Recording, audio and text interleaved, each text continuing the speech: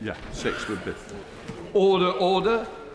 I wish to inform the House that I have received a letter from the Honourable Member for Newcastle upon Tyne North informing me of a resignation as the Chair of the Petitions Committee.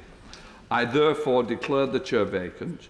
I can now announce the arrangements for the elections of both the Chair of the Petitions Committee and the Chair of the Business and Trade Committee, which was declared vacant on Monday. Nominations for both elections will close at noon on Tuesday, the 17th of October. Nomination forms will be available from the Vote Office, Table Office and the Public Bill Office. Only members from the Labour Party may be candidates in the elections. If there is more than one candidate in either election, the ballot will take place on Wednesday, 18th of October, between 11 a.m. and 2:30 p.m. in the I Division lobby. Briefing notes with more information will be available in the Vote Office. We now come to questions to the Secretary of State for Northern Ireland. Mary Glindon. Go on, Mr. Speaker. Good morning, Mr. Speaker. Today is actually my first anniversary in this amazing role, one of the very best jobs in government. Some things, alas, haven't changed in that time. Obviously, Stormont is not sitting. Some important anniversaries have been marked, the Belfast Good Friday Agreement 25th anniversary, and some things have really moved on and changed, like the Windsor Framework, resolving many of the issues with the Northern Ireland Protocol, and indeed my former shadow. And so I warmly welcome his replacement, the Right Honourable Member for Leeds Central, to his place, and indeed his deputy. And may I place on record my thanks for the Honourable Member for Hove and his deputy for all the work they did with me in the course of the last year. Policing in Northern Ireland is a devolved matter, as is the funding for it, and it is the responsibility of Northern Ireland departments to allocate resources as they see fit. Mary Glindon. Mary Glindon. Mr. Speaker, congratulate the Minister on his anniversary. In July, the former Chief Constable warned that the force is at risk of being left unrecognisable due to budgetary pressures that could see the loss of more than 1,000 officers by 2025. With the force already at lower than ideal numbers and the recent data leak likely to have an impact, what discussions is the Secretary of State having with the Department of Justice in Northern Ireland and with the PSNI about how pressures can be eased during this difficult time for the force? Can I thank the Honourable Lady for her question? I actually did have a number of different conversations with the former Chief Constable about this issue. The budget allocation for 23-24 gives the Department of Justice a total allocation of £1.2 billion. And obviously, recognising the unique security situation in Northern Ireland, the UK Government makes additional contributions to PSNI's counter-terrorism work through the additional security funding. The UK contribution for the financial year 22-23 is £32 million. And so this is, and I am fully aware of the obvious issues that we talked about in the urgent question earlier, and I'm sure we'll get on to those a bit later in questions. So the committee, Sam. Thank you, Mr. Speaker. I wish my honourable friend a happy anniversary. Thank, as he did, the outgoing shadow team and welcome in the new.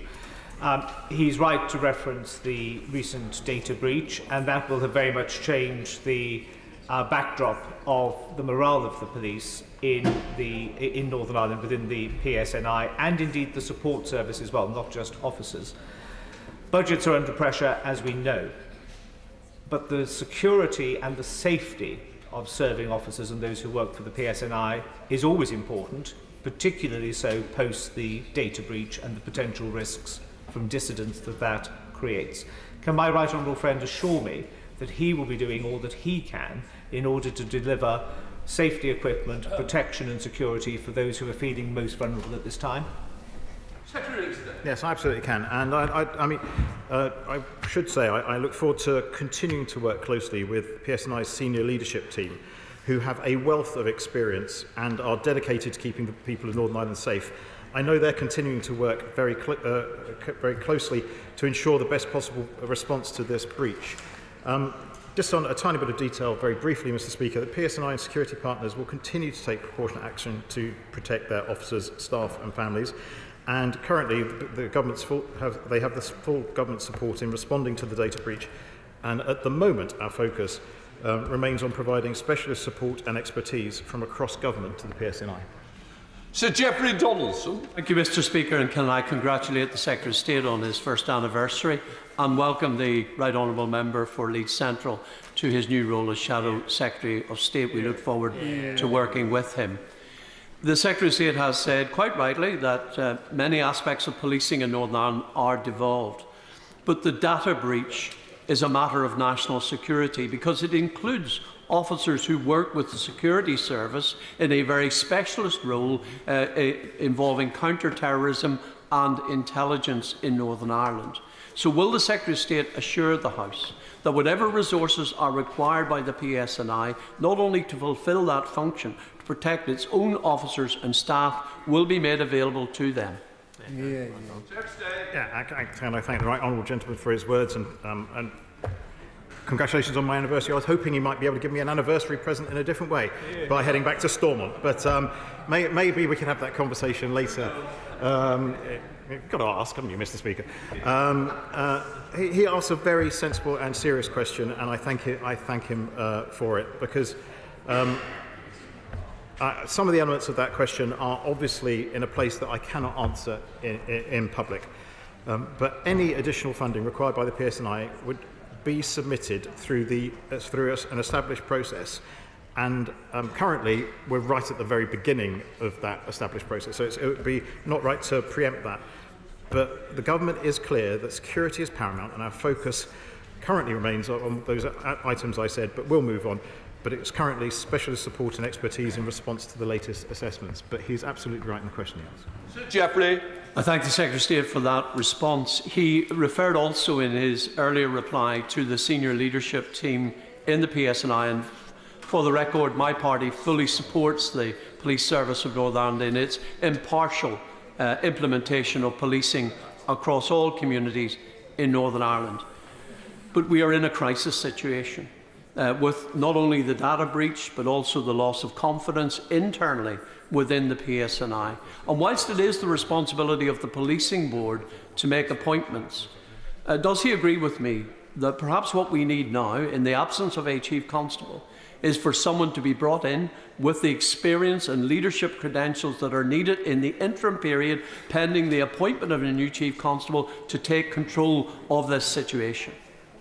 I thank the Right Honourable Gentleman for the question, the way he poses it, and the point behind it, because I do believe that the senior management team is a strong and effective unit, and the Policing Board have a lot on their plate at this point in time, and have even, I believe, launched a review into the way how they operate themselves.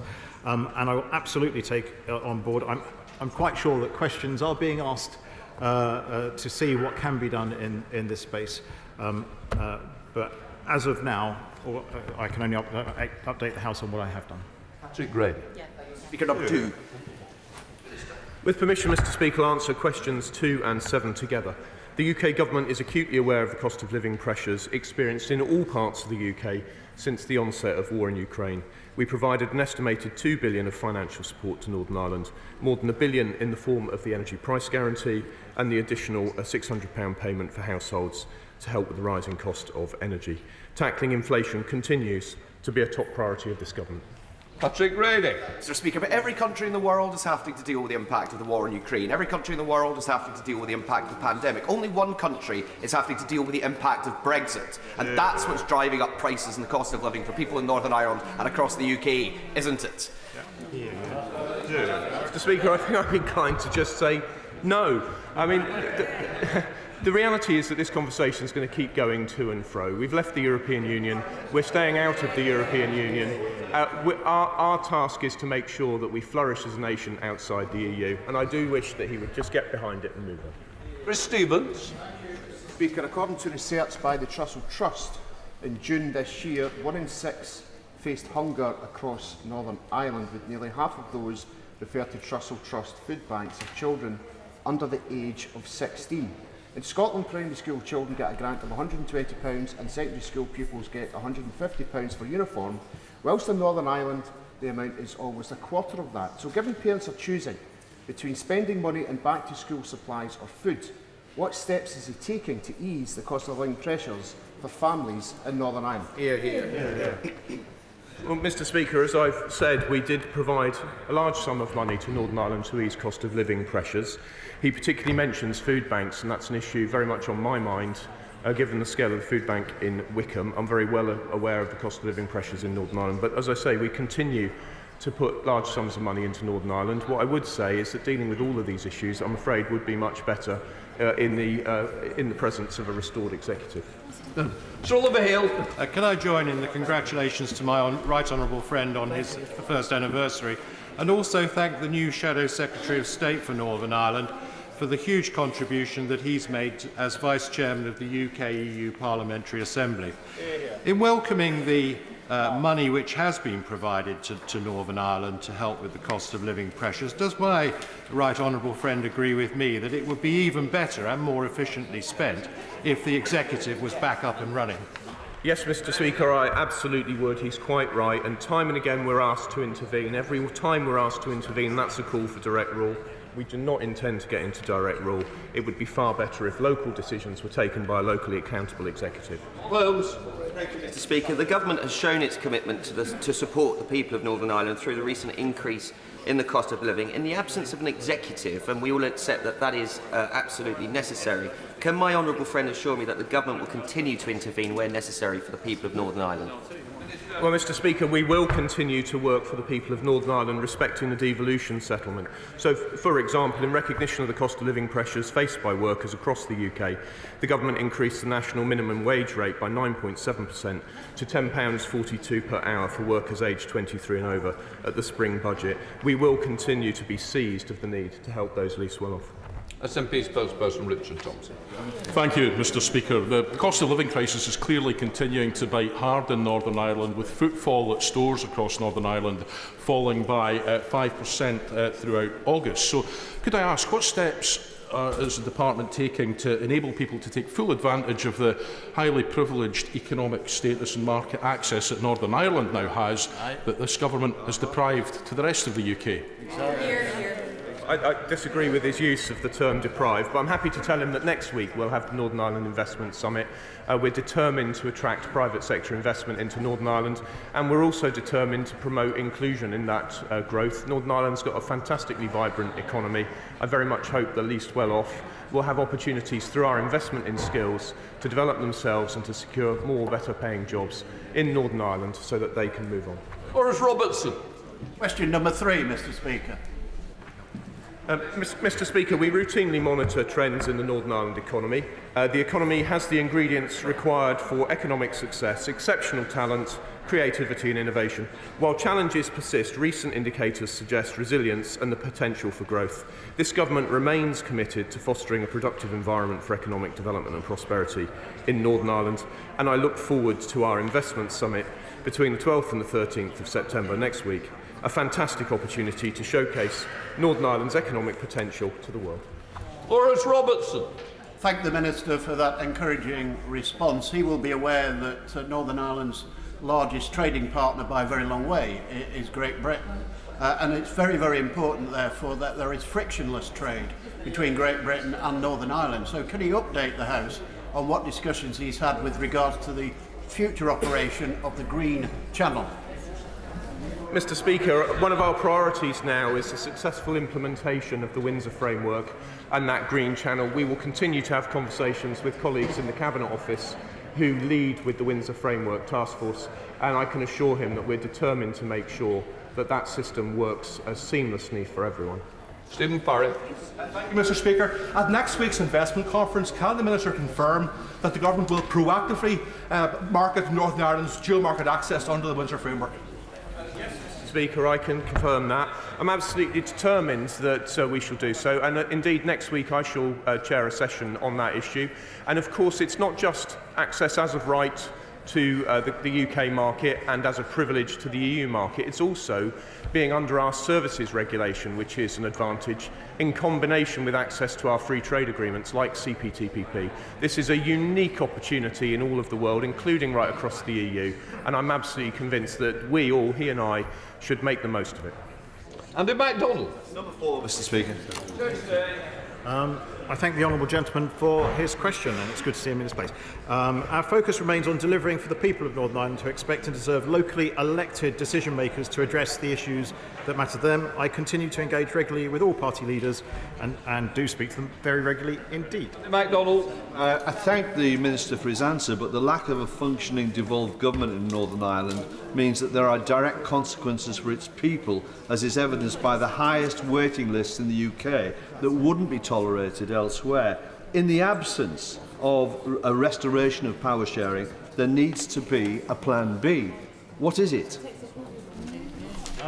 Can I thank the honourable gentleman? And obviously, I mean, all my energies are spent on trying to resolve the issues that allow the DUP to come back into Stormont and get the executive up and running. There are a myriad of options available if you were to go down different routes, but I'm afraid none of them are as ideal as Stormont functioning and the institutions of the Belfast Good Friday Agreement all being stood up. Julian Smith. Speaker, I think there is a big opportunity over the coming weeks to restore the Northern Ireland Executive. Would you agree with me that key to that is the UK, Dublin and the EU listening harder to the concerns of the DUP around the implementation of the Windsor Agreement? Can I thank the former Secretary of State for that question? And he is absolutely right. We have been listening in great detail to the Right Honourable Gentleman, the leader of the DUP and his team of negotiators over the course of the summer, where we have had very, very detailed negotiations, and I do believe we are honing in on what is actually required, and that might well need conversations elsewhere, but let us see where we get to in the course of the next couple of days. We come to the Shadow Secretary of State, Hilary Benn. Thank you very much, Mr. Speaker. The Windsor Framework, which was agreed 7 months ago, was a great achievement, but it was also intended to enable the restoration of power sharing in Northern Ireland. That has not happened. So what is the government's plan? The Secretary of State refers to the conversations he's having, but what is the plan to get Stormont back up and running? Yeah. I do sincerely welcome the Right Honourable Gentleman to his place and thank him for his question. The plan is there are issues with one particular political party currently, and we are talking to them on a very regular basis at this point in time. Those talks have moved forward, I'd say, substantially, but you'd have to check in with the party leadership of the DUP to see if that I am correct. I'd say to him, just because you can't see that it doesn't mean it's not happening. And the one thing I learned, as I've said many times from this dispatch box, that just because talks are being held in a confidential manner does not mean they're taking place and moving forward. Hilary Benn. The Secretary of State knows that there are concerns in the unionist community about unfettered access for Northern Ireland businesses trading with the rest of Great Britain.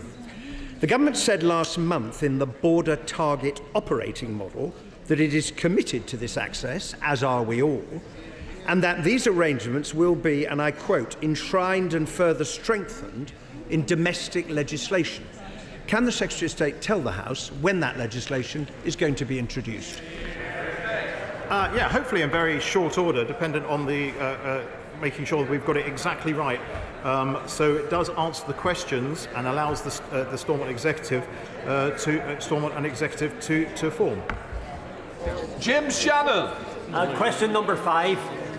Mr. Speaker, sending parcels to friends and family in Northern Ireland under the Windsor Framework will be as smooth and easy as it is today, removing any burdensome paperwork costs or delays. Northern Ireland consumers will be able to order from businesses in the rest of the UK and receive goods in the post, as they do now, without customs processes or burdensome costs. This will maintain consumer choice for British goods in Northern Ireland. Businesses sending goods to other businesses will use our new Green Lane.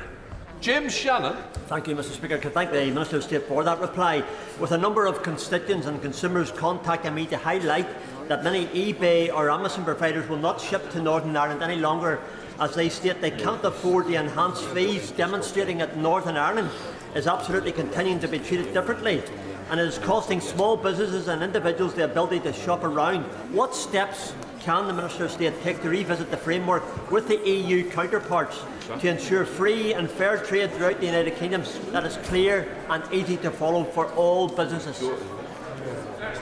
Well, Mr. Speaker, under the protocol as it was, all parcels would have needed to complete full international customs processes, and I believe that those suppliers to whom he refers will be making their plans under the protocol as it was. I can tell him that under the Windsor framework, parcels to consumers will not be subject to those burdensome processes, and he reminds us all that we need to redouble our efforts to communicate to suppliers that they will be able to take advantage of the new Green Lane and supply to consumers in Northern Ireland. It's a subject close to my heart, as I can see it is one extremely close to his own.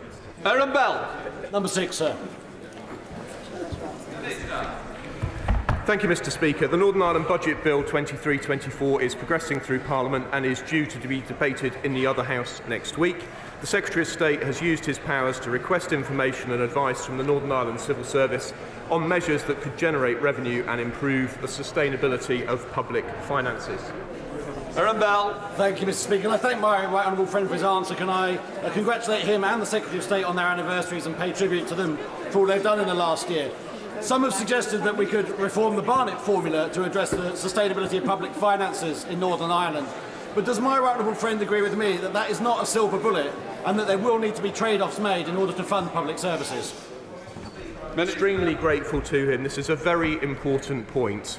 While of course we'll remain open to discussing proposals put to us by the Northern Ireland parties, it would not be a silver bullet to reform the Barnett formula, and an executive will still need to make trade-offs where it decides to spend scarce resources. Negotiations between the Welsh Government and the Treasury on a fiscal framework, which included an adjustment to the Barnett formula, took place over 7 years. So it's not an issue which could be solved overnight with the best will in the world. What we do need is a functioning executive. We stand ready to work with that executive, and in the meantime we will continue to engage with Northern Ireland Civil Service on a range of measures which could improve fiscal sustainability. Welcome Shannon Minister Fleur Anderson.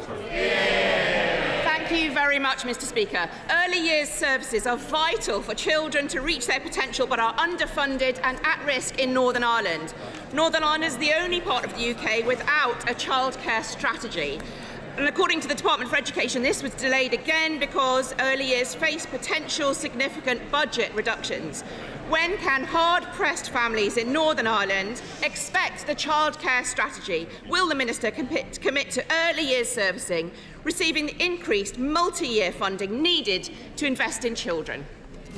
Well, Mr. Speaker, I'm very grateful to her, and I'm glad to welcome her to her place. As she knows, education is devolved in Northern Ireland, and it is a matter for the Education Department there to take these decisions. But the point she makes is well made, and I'm confident that when she makes her first visit to Northern Ireland, she, like me, will be engaging with all parties on issues just such as this one. All right. Gregory Campbell. Number 8, Mr. Speaker. Mr. Speaker, my officials and the Department for Energy are engaging with Northern Ireland Department for Economy to understand the facts and to assess any extra requirements. Energy is a devolved matter. Gregory Campbell.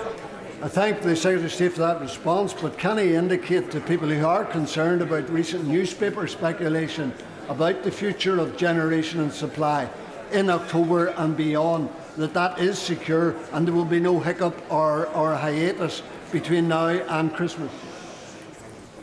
Thank you for a supplementary. Northern Ireland benefits actually from being part of the United Kingdom with access to electricity from Great Britain through the interconnector, and also benefits from being part of the single electricity market on the island of Ireland, something I and both and my Minister of State have worked hard to ensure was preserved during the UK's exit from the European Union. We are working very closely with all officials across government here and the Northern Ireland Civil Service to ensure the right preparations are in place for the winter. Ian Paisley. Speaker, the cliff edge on veterinary medicines has been removed, protecting the supply of those medicines in Northern Ireland through to 2025, whilst we work through sustainable long-term solutions. And of course we're much more optimistic about reaching those solutions in the context of the Windsor framework. There will no longer be any need for costly phytosanitary certificates for each movement of plants staying in the UK. We have paved the way for 11 banned plant species to move again by the time of the next planting season. These were priority cases identified by the industry itself, and we have progressed further cases since announcing the Windsor framework. We're working closely with a wide range of stakeholders to ensure that gardeners, farmers and growers can access plants and seeds from a wide variety of sources. Ian Paisley. Thank you, Mr. Speaker. With regards to veterinary medicines, I fear the Minister's sunny optimism may be somewhat misplaced. After all, his preferred stakeholder, Mr. Bernard von Goffem, the Director General of Food Sustainability, has made it abundantly clear to DEFRA and to the UK Government that the negotiations on this matter are, in his words, over. The deal is done. There will be no change to veterinary sciences. This means insulin will no longer be available in Northern Ireland for animals. Veterinary medicines against botulism, of which there were 144,000 issued last year, will no longer be available. What is the Secretary of State and the Minister going to do about this? Tell him.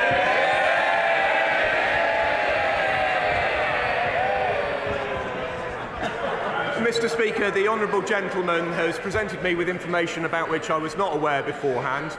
Certainly happy to look at what's been said.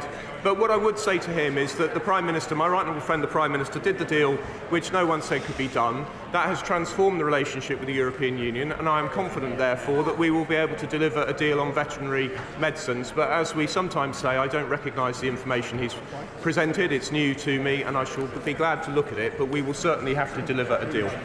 Teresa Willis. The Ulster Farmers Union estimate that 1,700 veterinary medicines could be withdrawn from the market in Northern Ireland unless the Windsor framework is fixed. Can I urge the Minister to do that? Certainly, Mr. Speaker, my right honourable friend makes her point with great clarity. Of course, making it on occasions such as this, it has been widely heard by a wide range of ministers, and I am confident we will be able to redouble efforts to deliver what we need on veterinary medicines. Can I welcome everybody back to Prime Minister's questions? Louis French. Question number one, please, Mr. Speaker. Mr. Speaker, I'd like to start by congratulating Serena Wiegman and the Lionesses for their fantastic performance at the World Cup. We are all incredibly proud of them. Mr. Speaker, I also know the whole House will want to join me in sending condolences to the family, friends and colleagues of Sergeant Graham Saville.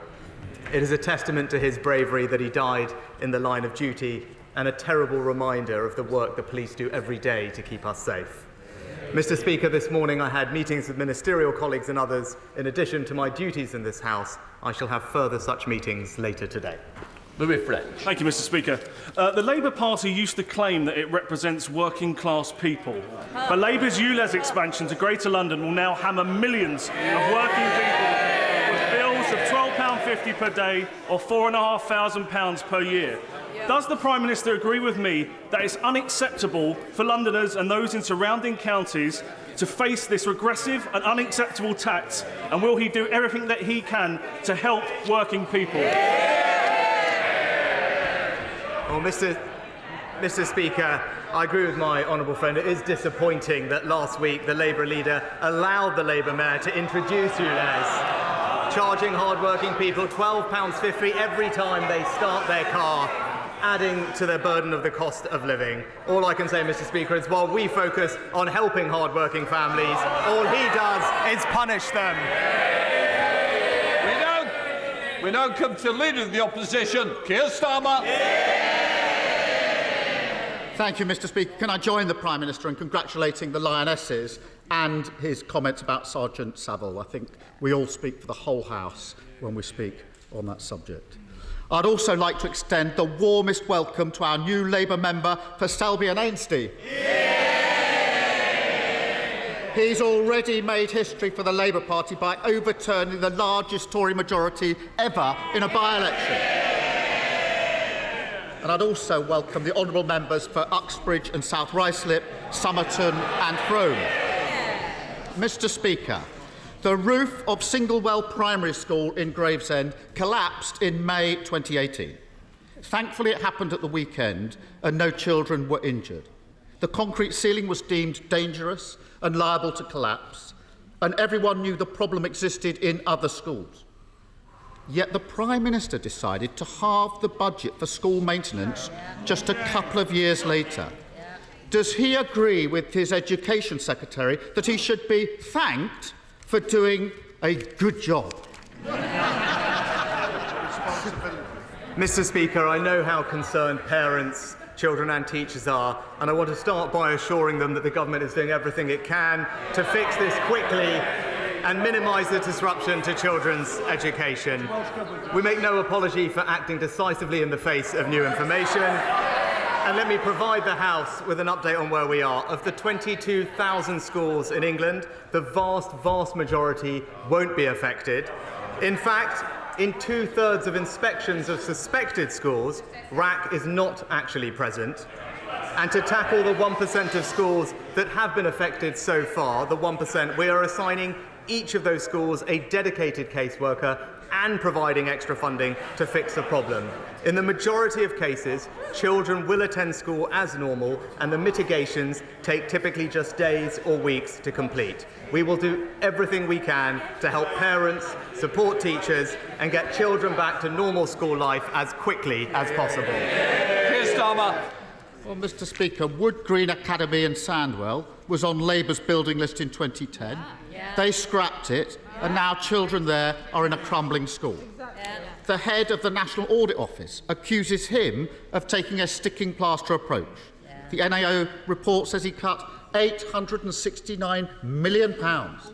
The person who ran the Department for Education says he is personally responsible. Now, on Monday, he leapt to his own defence, saying it's utterly wrong to blame him. So why does literally everyone else say it's his fault? Mr. Speaker, the professional advice from the technical experts on RAG has evolved over time, and indeed it is something that successive governments have dealt with, dating back to 1994, Mr. Speaker. Now, as new advice has come forward, the government has rightly, decisively and swiftly acted in the face of that advice. But he talked about school budgets and talked about what I had done, but let me just walk him through the facts of actually what that spending review did, because he brought it up. Well, no, he's brought it up, so presumably he would like to hear the facts. Funding for school maintenance and rebuilding will average £2.6 billion a year over this Parliament as a result of that spending review, which represents a 20% increase on the years before. Indeed, Mr. Speaker, far from cutting budgets, as he alleges, the amount spent last year was the highest in a decade. That spending review maintained, Mr. Speaker, that spending review maintained the school rebuilding programme, delivering 500 schools over a decade, a pace completely consistent with what had happened previously. And, Mr. Speaker, it is worth pointing out that during the parliamentary debates on that spending review, the Labour Party and him did not raise the issue of RAC one single time. So before he jumps on the next political bandwagon, he should get his facts straight.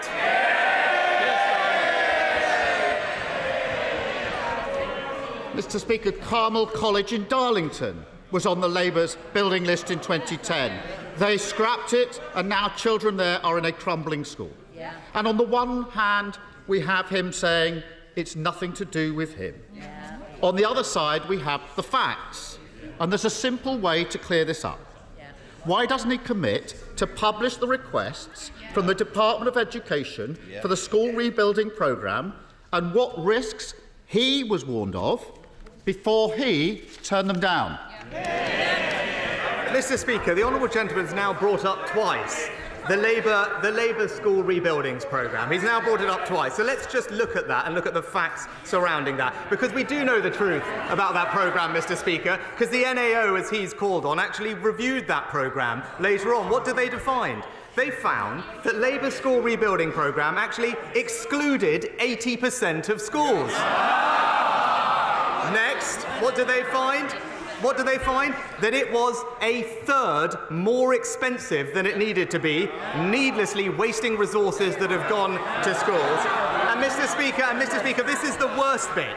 The worst bit is that programme, because now he's talking about the physical condition of schools, that programme only allocated funds solely on the basis of ideology, with no regard whatsoever to the physical condition of schools, Mr. Speaker. That's why the independent James Review described that programme as time-consuming and expensive, just like the Labour Party.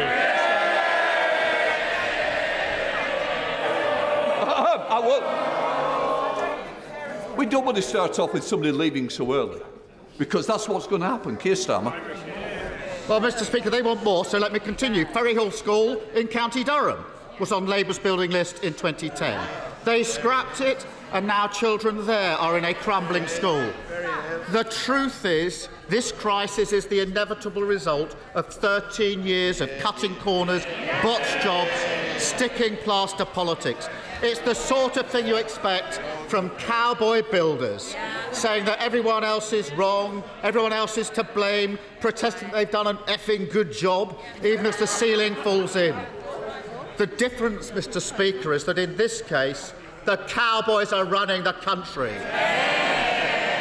Isn't he ashamed that after 13 years of Tory government, children are cowering under steel supports, stopping their classroom roof falling in?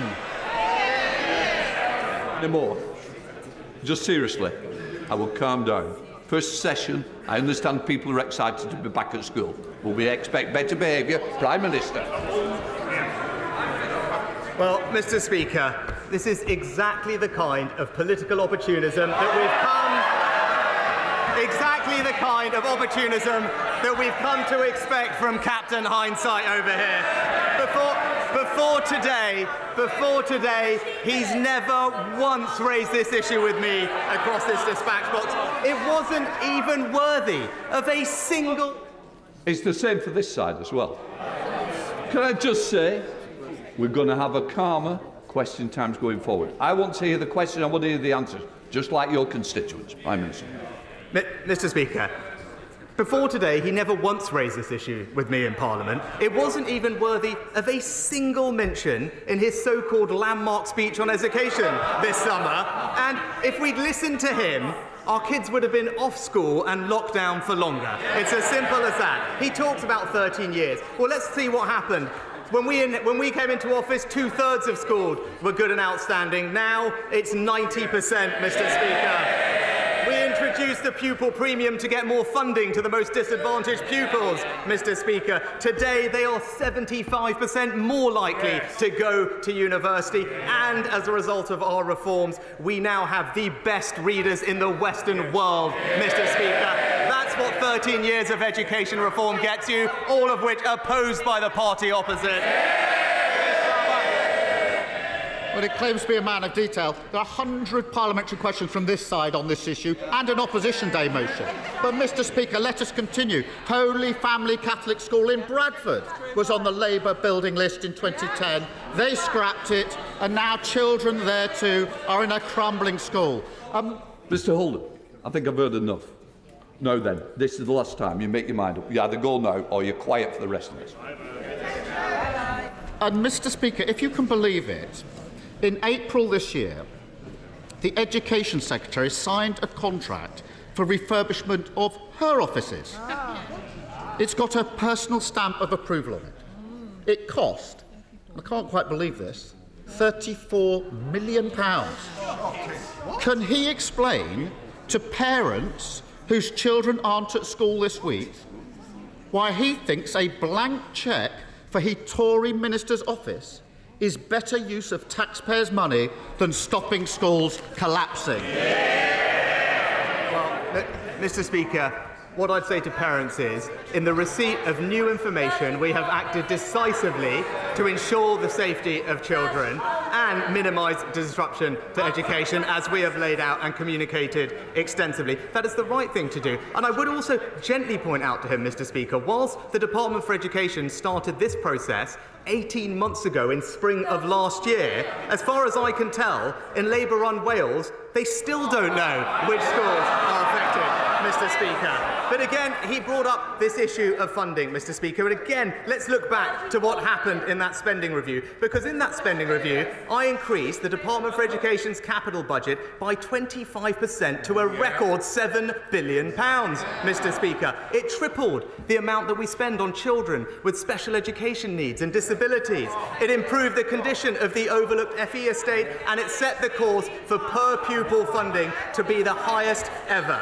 But it also, Mr. Speaker, crucially, invested £5 billion to help our pupils recover the lost learning from COVID. £5 billion, Mr. Speaker, and he might remember that because we wanted pupils learning, he wanted longer lockdowns. I think he just doesn't get how this "it's all fine out there" is so at odds with the lived experience of millions of working people across this country. And, Mr. Speaker, let's go on. This is a long list. At least 6 schools in Essex were on Labour's building list in 2010. They scrapped them, and now children there are in crumbling schools. What he won't admit is the reason he cut these budgets, ignored the warnings, is quite simple. Just like he thought his tax rises were for other families to pay, he thinks his school cuts are for other families to endure. Doesn't it tell you everything you need to know? That he's happy to spend millions of taxpayers' money sprucing up Tory offices, billions to ensure there's no VAT on Tory school fees, but he won't lift a finger when it comes to protecting other people's schools, other people's safety, other people's children. Mr. Speaker, I know he comes here with these prepared scripts, but he hasn't listened to a single fact of 6 questions about the record amounts of funding going into schools, about the incredible reforms to education impacting the most disadvantaged children in our society, a record that we are rightly proud of. And yes, of course we can name the schools. That's because we are reacting to information and publishing that information, Mr. Speaker, so we know where the issues are, something that we're still waiting for by the Welsh Government in Wales. But Mr. Speaker, of course he wants to try and score political points of something that we are dealing with in the right and responsible way. But I do note that he has not mentioned a single other thing that has happened since we last met across these dispatch boxes, Mr. Speaker. He talked about hard-working families across Britain, but what's happened? Energy bills, down, Mr. Speaker. What's happened to inflation? Down, Mr. Speaker. What's happened to small boat crossings? Down, Mr. Speaker. And when it comes, Mr. Speaker, and when it comes to economic growth, what's happened? It's gone up, Mr. Speaker. He tried time and time again to talk down the British economy, but people weren't listening, thankfully. His entire economic narrative has been demolished, and the Conservatives are getting on delivering for Britain.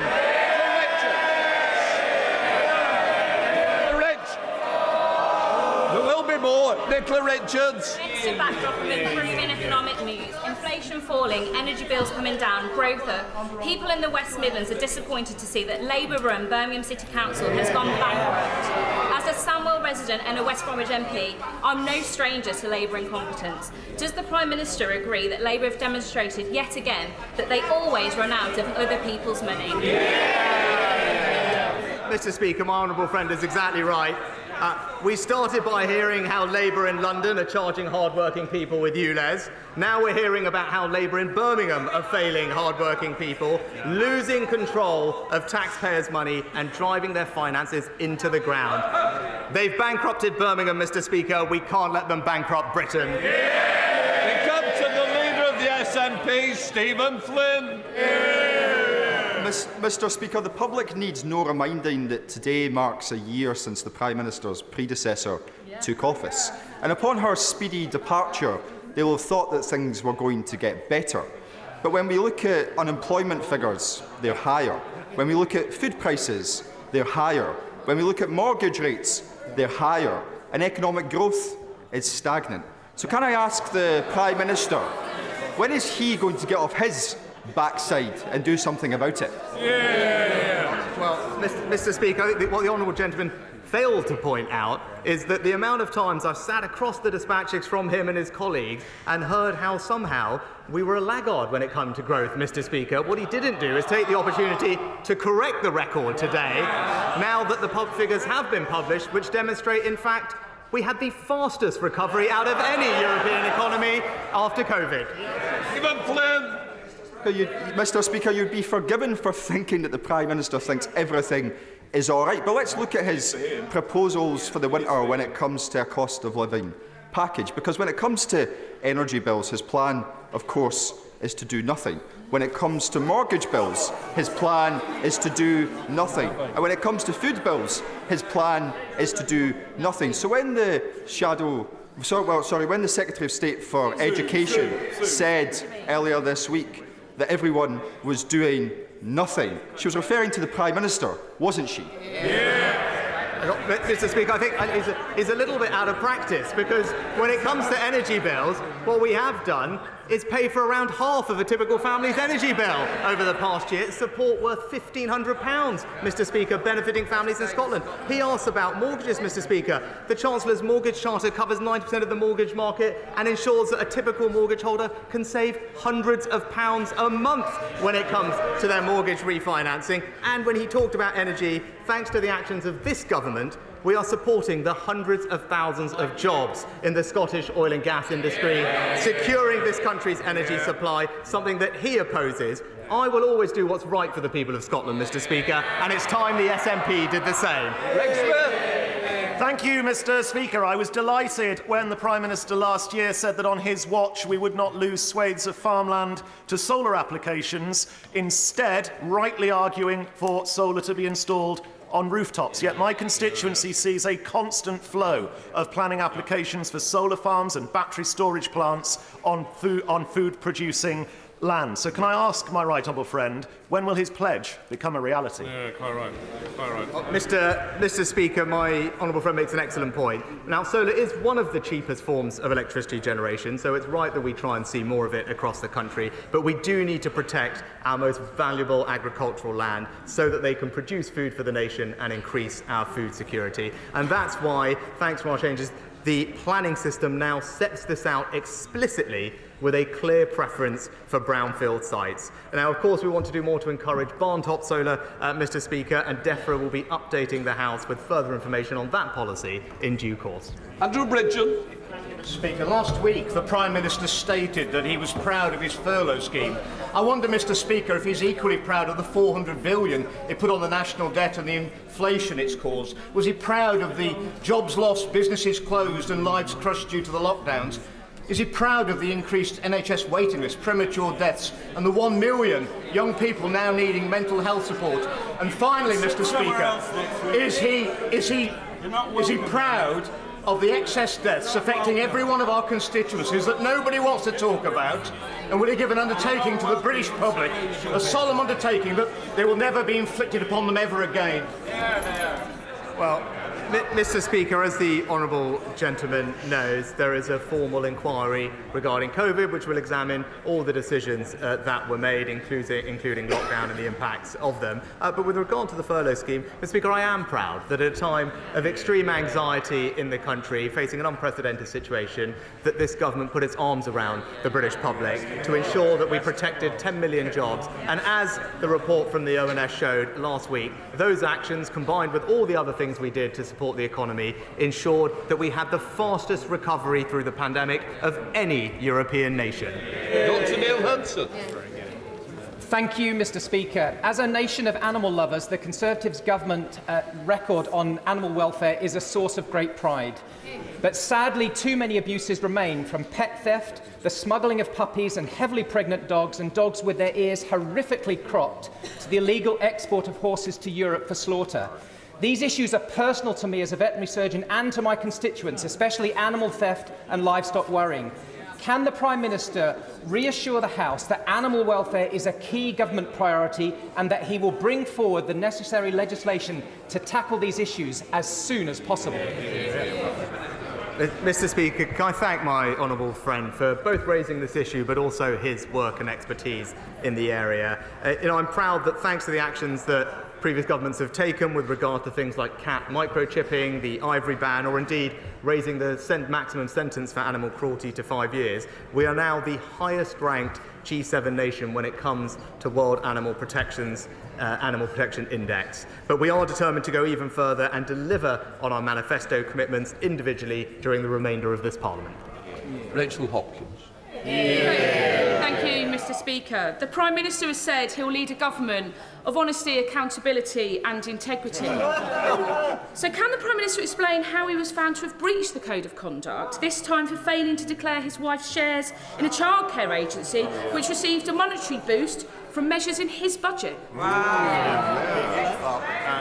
Mr. Speaker, if the Honourable Lady reads the full transcript and the full findings, she will see a detailed explanation of what happened, which the Commissioner described as a minor and inadvertent breach. But given that at the time I was not aware of the policy that was being discussed with me and corrected it later on and could have corrected it with slightly different language, she'll also know that I'm not the only person across these dispatch boxes that has had the same thing happen to them. John Penrose. Mr. Speaker, can I interest the Prime Minister in proposals from the Carbon Competitiveness Commission, which I chair, which would deliver net zero cheaply and without deindustrialising our economy? It would help British manufacturers placing imports from countries with lower energy costs, make our exports more competitive everywhere and cut fuel duty here at home. We have strong backing from Britain's heavy industries, cross-party support from the excellent member from Aberavon, who I see is also on the order paper. So would the Prime Minister consider adding his name to our list of supporters as well? I'm grateful to my honourable friend and the Commission for Carbon Competitiveness for the report that he's worked on and highlighted. The government is absolutely committed to putting in place the necessary policies for UK industry to decarbonise successfully. As he'll be aware, government recently consulted on addressing carbon leakage in particular with a range of potential options. We're in the process of considering those responses and will issue a formal response in due case. Claire Anderson. Thank you, Mr. Speaker. Every year, billions of wet wipes go out into our rivers and oceans and clog up our sewers. Yeah. I've been campaigning on this for years to ban plastic in wet wipes, and the government has finally promised to ban plastic in wet wipes, but that was 5 months ago and there's been nothing since then. So will the Prime Minister today finally give a date when that ban will come into force and make a difference to our environment? Or is this another broken promise from his zombie government? Speaker, in the comprehensive plan for water that was published by the Environment Secretary in April, we did confirm our intention to ban wet wipes containing plastic, subject, of course, as is legally proper, subject to a public consultation. That consultation will be launched in the coming months in autumn of this year, and I know ministers will keep the House updated on progress. Craig McKinley. I'd like to offer some assistance on the small boats issue.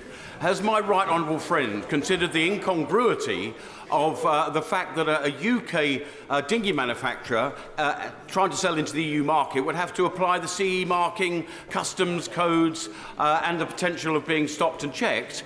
And similar applies perversely when a simple thing like GB to NI trade. But none of this applies, seemingly, when these huge, supersized, dangerous, cut-and-shut dinghies are taken in from Turkey across the EU border into Bulgaria and Greece. Is he as confused as I am by the EU's double standards on this matter? Well, my honourable friend is absolutely right that we must do all we can to stop the boats and tackle illegal migration. And we know that the export of small boats across parts of the European continent is a vital element of the smuggling gang's tactics. And that's why, specifically, we are stepping up joint operations with Turkey, Mr. Speaker. And I raised this with the President when we spoke, so that we can tackle organised immigration crime and specifically disrupt the supply chain of boat parts that are used for these dangerous crossings. And I will continue to keep him updated on our progress. Luke Pollard. Thank you, Mr. Speaker. 2 years ago in Plymouth, we lost 5 people in the worst mass shooting the country has seen for a decade. The government has finally consulted on firearms reform, but after pressure from shooting groups, even these sensible measures looks like they could be watered down. So will the Prime Minister bow down to lobbyists from the shooting industry, or will he stand with the grieving families and those in Plymouth who want to see no other tragedy like this ever happen again with stronger gun laws? Well, Mr. Speaker, I know how important this issue is to the honourable gentleman following the horrific shooting in his constituency, and my thoughts are with the family of all those who were killed. He will know that firearms are subject to stringent controls, and rightly so, but those controls are kept under constant review. For example, we've taken action to improve information sharing between GPs and the police to make sure that people are not given access to firearms without their medical conditions being checked, and the statutory guidance for chief officers of police have been improving so that how people apply for firearms is assessed properly, including checks on social media. With regard to the matter that he specifically raises, the Home Office is in the process of considering responses to that consultation and will respond in due course. Stephen Metcalfe. Thank you, Mr. Speaker. Later today, Mr. Speaker, I'm bringing forward a 10-minute rule bill to include the provision of automated external defibrillators in all new housing developments of 10 dwellings or more.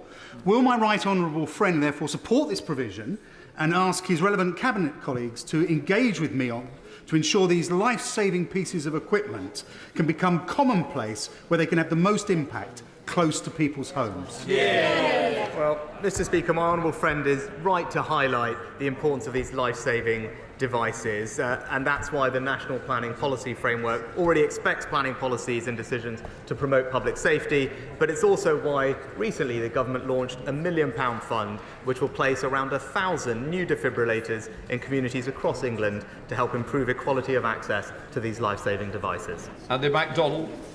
In 2019, Outwood Academy's Riverside Free School application in Middlesbrough was approved, with its first Year 7 intake arriving the following year. And that has happened every year since, but there's still no new building. I've had no response to my request for a meeting with the Secretary of State, but that original intake are destined to spend their entire secondary education in various temporary adapted premises. Mr. Speaker, with pupils being shunted around old buildings, talk of levelling up and addressing the GCSE attainment gap rings hollow. So can the Prime Minister and his Education Secretary get off their derrieres and sort this out?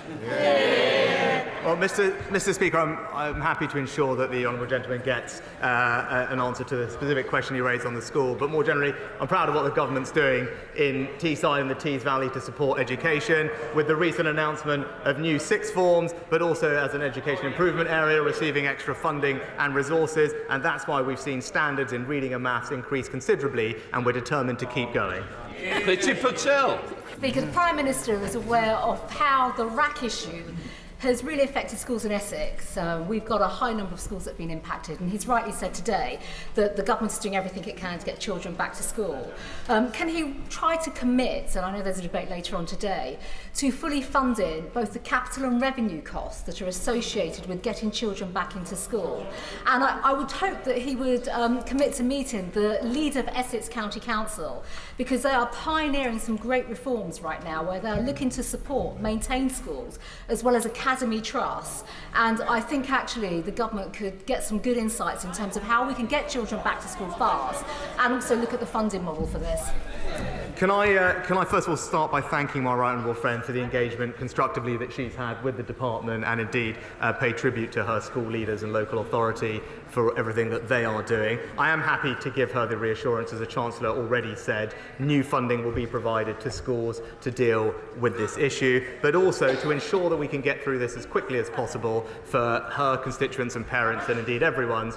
DfE are in the process of increasing the number of dedicated caseworkers from 50 to 80. We have 35 project directors regionally on the ground to support, and we've increased the number of survey firms by more than double, Mr. Speaker, so that we can rapidly, over the next few weeks, fully assess all the relevant schools and have a mitigation plan in place. Stephen Kinnock.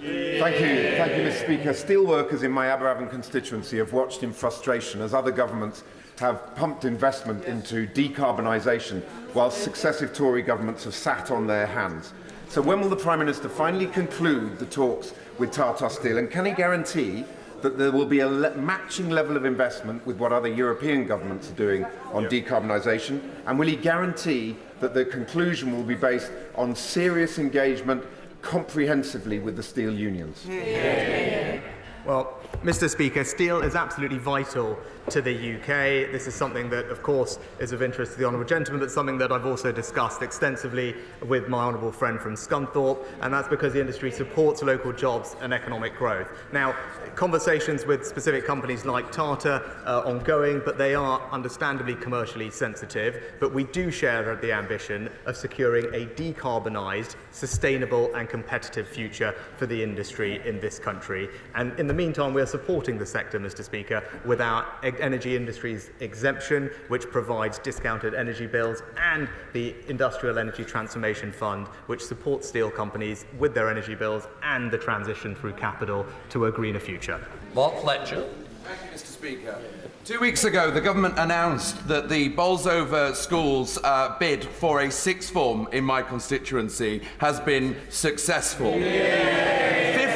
52% of school leavers at 16 years old across the country go on to a sixth form. But in Bolsover, it's 23%, in Clown, 22%, and in Shirebrook, it's 7%. So will the Prime Minister join me in thanking the Redhill Academy Trust, Matthew Hall, the head teacher of Bolsover School, and all of those who have helped to bring a sixth form to Bolsover?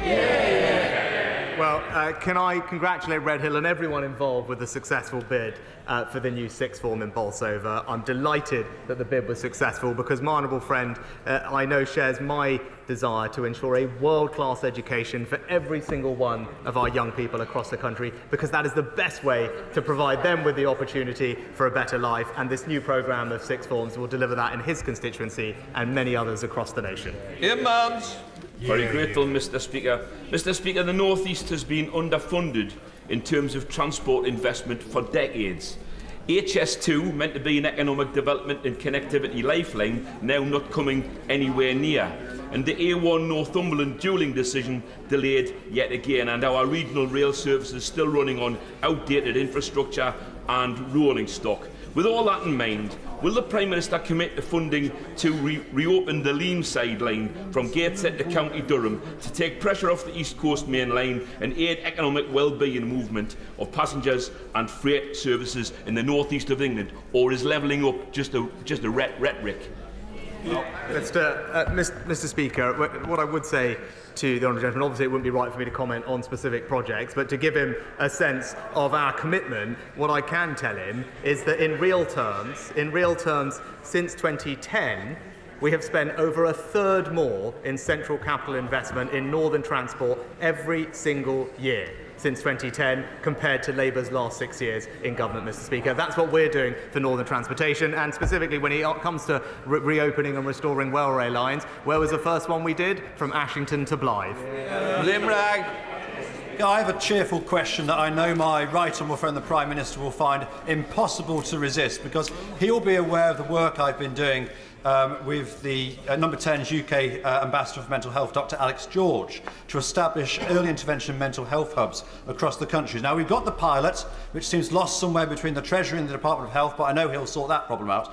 But I wonder if he will be able to meet with Dr Alex George and myself to discuss it further, because these hubs will make a massive difference to constituencies across the country, because we all know the problems with CAMS and the perverse situation where children and young people have to get progressively worse before they get the treatment they need. I know he'll be very supportive of this one, Mr. Speaker.